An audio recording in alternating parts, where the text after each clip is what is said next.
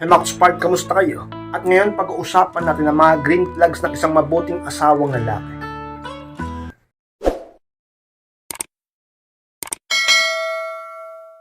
At kung handa na kayo na po tayo, at muli, be inspired.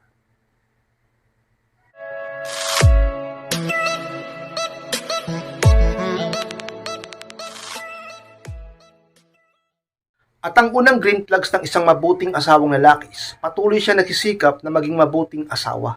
Yan ang unang bagay ka-inspired o green flags ng isang mabuting asawang lalaki. Kapag yung lalaki na yan ay patuloy na nagsusumikap na maging mabuting asawa. Ka-inspired, paano ba malalaman kapag ang isang asawang lalaki ay nagsusumikap na maging mabuting asawa? Syempre, umiiwas sa mga pagkakamali. Walang perpekto, pero nagsusumikap siya na umiwas sa mga halimbawa sa mga bisyo, sabihin natin binabawasan man lang niya ito, o hindi siya nagloloko, sabihin natin patuloy siyang nagsusumikap na maghanap ng ikabubuhay ninyo at gumagawa ng paraan upang umasenso kayo at nagsusumikap na baguhin palalo at mag-improve ang sarili niya para sa iyo, talaga namang ka-inspired na pa-green flag niyan. Ang problema kasi iba, imbis na sikaping maging mabuting asawang lalaki, ang ginagawa, maging mas lalong talagang walang silbing lalaki o walang silbing asawang lalaki. Kaya inspired, paano ba masabing walang silbi yung asawang lalaki? Walang ginawa kundi magtamad. Walang ibang ginawa kundi magbatugan. Ayaw magtrabaho, ayaw magsumikap, walang ambisyon. Pati yung sarili niya, pinapabayaan niya. Madalas siyang magbisyo. Kapag kumita ng pera, mas inuuna pa yung ibang bagay o barkada kaysa sa pamilya niya. 'Di ba? Nananakit ng asawa at iba pa. Nagsusumikap bang maging mabuting asawa 'yon? Pagka ganun. Pero pag ang isang lalaki nagsusumikap na maging mabuting asawa, ginagawa niyang lahat upang maging maganda ang kalagayan niya sa mga mata mo at sa inyong mga anak. At nagsumikap siya ka-inspired na maibigay ang mga pangangailangan niyo. So yun sa mga talagang dapat nyong isipin kung ang mister nyo ay ganyan din ba, at sa mga dalaga pa dyan o wala pang asawa, ganyan ang hanapin nyo. Sapagkat sa pinakamahalaga, na siya mismo pinipili niya at nagsumikap siya na siya ay maging mabuting asawa, ka-inspired. At ang pangalawang green flag ka-inspired ng isang mabuting asawang lalaki, mapagkakatiwalaan siya at tumutupad sa kanyang mga pangako. Yun ang pangalawa ka-inspired. Ganyan ba ang mister mo sa'yo? Mapagkakatiwalaan siya at talaga namang kampante ka na siya ay talaga namang tutupad sa kanyang mga salita. Tumutupad siya sa kanyang mga pangako. Pagka ganyan ay green flag yan, di ba? Ano ba yung red flag? Pag yung lalaki na yan ay hindi mapagkakatiwalaan sapagkat siya mismo hindi niya mapanindigan ang kanyang mga sinasabi, lalo na ang kanyang mga pangako. Di ba? Pagka ganyan, napaka-red flag niyan. Palagi kang papaasahin, palagi kang lolokohin, palagi magsisinungaling, palagi lang nganga, walang katunayan, di ba? Walang pagsumikap pagka ganyan. At walang paninindigan. Kaya sobrang red flag niyan. Pero pag lalaki talaga namang sinisikap niya kahit mahirap, at kapag nasabi niya, nasabi niya na. Meron siyang tinatawag na word of honor, at mapagkakatiwalaan, trustworthy ang lalaki na yan, green flag yan. Sana karamihan sa inyo, alam ko hindi lahat, pero sana karamihan sa inyo, ganyan ang mister nyo. Merong isang salita, mapagkakatiwalaan, pag sinabi niya, tumutupad sa mga pangako. Hindi kanya pinapaasa, hindi kanya binibigo. Hindi kanya talaga namang ka-inspired, pinaghihintay ng sobrang tagal sapagkat gagawin niya talaga ano man ang pinangako niya sa iyo o sa inyong mga anak, ka-inspired. Pangatlong green flags ka-inspired ng isang mabuting asawang lalaki, pinaparamdam niya na mahalaga ka sa pamamagitan ng kanyang mga kilos. Sino pangatlong inspired? Alam nyo, napakaswerte mo pag ganyan sa'yo ang asawa mong lalaki. Napaka-green flag niya. Pinaparamdam niya na mahalaga ka sa pamamagitan ng kanyang mga kilos. Tulad ng inaasikaso ka, palagi kang ina-update, lagi kang kinakamusta, laging concern sa iyo, nararegaluhan ka, sinusurpresa ka, inaalala ka, at sa iba pa, nilalambing ka, bigla kang niyayakap, hinahalikan ka. at laging ipinaparamdam sa iyo na hindi ka nag-iisa. Napaka-green flag pag ganyan at napaka-sweet, hindi po ba? Pero pag ang mister mo o asawa mo lalaki ay tila ba walang pakialam sa iyo, lagi kang tinitiis at lagi kang binabaliwala, inuuna niya pang ibang bagay, inuuna niya pa ang barkada, inuuna niya pa ang bisyo, at lagi ka pang sinasaktan at lagi ka pang niloloko, talaga namang ka-inspired, napaka-red flag niyan.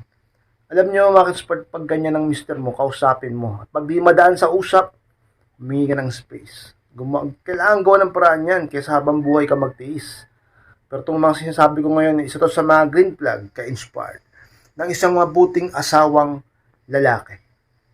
Pang-apat na green flag ka-inspired ng isang mabuting asawang lalaki, naglalaan siya ng oras sa iyo at sa inyong pamilya. Pang-apat ka-inspired. Ganyan ba ang asawa mo sa iyo, ang mister mo, na kahit sobrang busy niya, kahit sobrang dami niyang iniisip, kahit sobrang dami niyang responsibilidad, marami siyang inaasikaso, at halos wala na rin siyang oras para sa sarili niya, pero para sa inyo, ay humahanap siya ng paraan para mabigyan kayo ng inyong mga anak ng kanyang panahon, di ba? Pinapriority niya kayo. O mahalaga ang trabaho, mahalaga ang negosyo, mahalaga ang kumita ng pera, mahalaga ang oportunidad.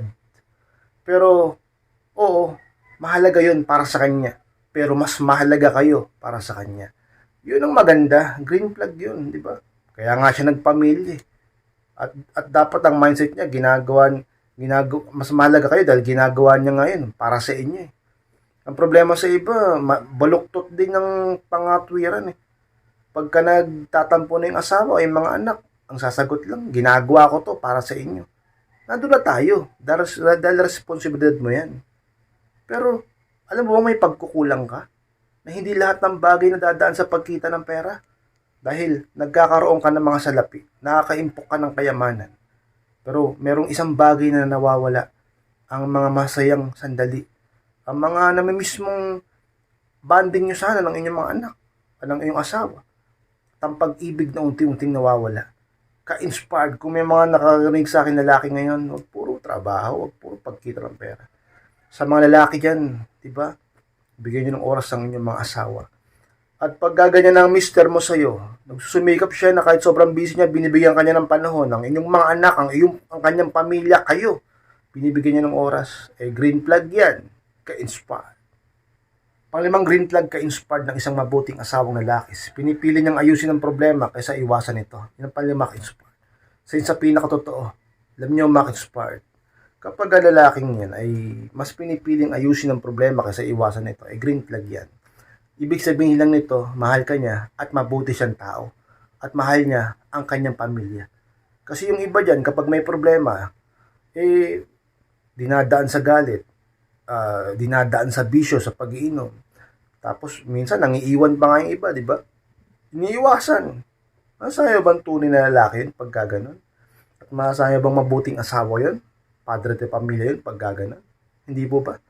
Pero pag ang lalaki, ang tunay na lalaki, isang mabuting asawa na green flag ang pag-uugali, kapag may problema kayo, hindi niya ito iiwasan. Sa halip, magpapalalaki siya at pipiliin niyang ayusin ito sapagkat mahalaga kayo sa kanya. Siyempre, lalo ka na ka-inspire. At ang pang-anim na green flag ka-inspire ng isang mabuting asawang lalaki, marunong siyang humingi ng tawad kapag nagkamali. Yung pang-anim ka-inspire. Isa sa pinakatotoo na green flag ng isang lalaki o isang mister, asawang lalaki, yung marunong siyang humingi ng tawad kapag siya ay nagkamali. Green flag yan. Bakit kayo inspired? Marami bang mister dyan na hindi marunong humingi ng tawad? Maraming ganyan, kaya na mga red flag nila diba? Isipin mo, sila nga yung nagkamali. Dapat sila yung nagkamali sila yung may mali. Diba? Sila may mali. Hindi marunong humingi ng tawad. Bakit? Ako yung lalaki dito Ako yung bumubuhay sa inyo Ako yung provider Pinapalamon ko lang kayo diba yung mga ganyang red flag yan. Hindi, para sa kanya, yung pagkakamali niya, tama pa rin yun. Dahil siya pero mali pa rin yun. Kahit ano pa mang dahilan, ano pa mang sitwasyon, pag ang lalaki ay green flag, ang asawang lalaki ay green flag, kahit na siya pa ang provider, kahit siya ay sabihin pa natin siyang padre de pamilya, siya ang leader, pag siyang nagkamali, tinatanggap niyang siya ay mali. Marunong siyang humingi ng tawad kapag siya ay nagkamali. Napakaswerte mo pagka ganyan ang asawa mo ka-inspired.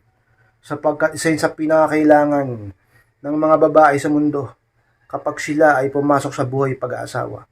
Na yung partner nilang pipili nilang pakasalan o asawahin ay marunong umako ng pagkakamali o umamin ng pagkakamali at humingi ng tawad ka-inspired. Pang-pitong green flag ka-inspired ng isang mabuting asawang lalaki, responsable siya sa kanyang pamilya at sa mga obligasyon niya. Yung pang-pito at pinakahuli ka-inspired. Responsable siya mula umpisa hanggang dulo. Hindi siya nagpapabaya, hindi siya nagkukulang. Laging gumagawa ng paraan, laging naghahanap ng solusyon. Iniisip palagi ang pamilya kaysa sa sarili. Inuuna ang asawa at mga anak kumpara sa sarili. Laging kayo sapagkat mahal niya kayo. Green flag yan kay inspired pagka ganyan. Pati yung mga obligasyon niya. Lahat, di ba? Pag-aaral ng mga bata. Mga needs, mga wants, mga bills. Siya ang bahala dyan. Pati nga yung mga pampa-beauty mo eh. Di ba? Mga misis dyan. Sige, mga pampa-Watson nyo. O, hindi lang needs, pati wants. O, di ba? Responsable, masipag, matyaga, may ambisyon, may pangarap, may plano. Talaga naman ka-inspired. So yun sa pinaka-green flag ng isang mabuting asawa, responsableng lalaki sa kanyang pamilya, ka-inspired. Max-inspired, maraming salamat po sa pagtapos ng vlog nito. Please po kalimutan na mag-like at huwag nyo rin po kalimutan mag-comment and share na rin po ng video na ito upang makatulong tayo sa iba. At sa mga hindi pa po na-click and subscribe, click nyo po subscribe Max-inspired, click nyo po notification bell upang ma-notify kayo pag may bago akong upload. Sa mga gustong humingi ng payo o magpa-advise sa akin, magpa-coaching, message lang po ako sa akin Facebook and yung profile video ko sa FB. Pag di nyo yun makita sa FB, try nyo i-search sa Messenger, Alvin Capa, yung profile video ko. I-chat nyo ako, ako mismo yung magre-reply sa inyo. Maraming salamat Max-inspired, mag-ingat kayong lahat. Mahal ko po kayo. At muli, be inspired.